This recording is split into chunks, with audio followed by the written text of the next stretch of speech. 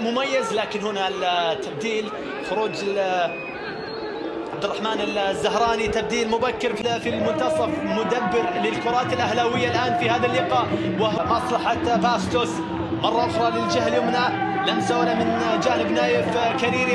الكرة كانت خطيرة للأهلي لكن لم يتعامل معها المنتصف الأهلاوي الآن، وتتحول لمصلحة عبد الرحمن والكرة عدت على مرمى نادي الخلود، لكن هنا بشكل جميل من دفاعات الخلود. الدوسري راسية مرة عدت على مرمى الخلود وعلى حارس اللاعبين. لاحظ رياض مدبوز مراقب من 3 لاعبين، لاعب خطير جدا. الكرة للمرة الثانية، هل يكون هدفين؟ لكن هنا ممكن تكون خطيرة للأهلي.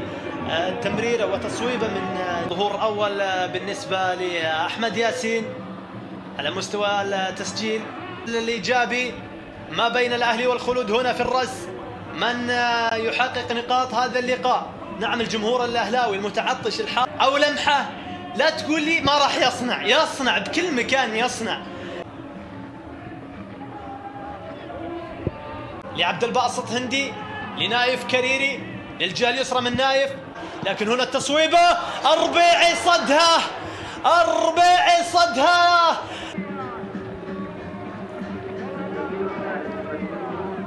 تبديلات للأهلي والخلود حتى الآن بهذه النتيجة. أتحدث بهذه النتيجة الأهلي يتصدر هذا الدوري حتى الآن بأيضا الاشتراك، وحتى الآن من جانب فريق صوعان عرضية رأسية للخلف تتحول والكرة لخارج حاضرة لكنها عدت. ما زالت الكرة الماضية لم تخرج وتتحول ربما لخارج أرضية الملعب.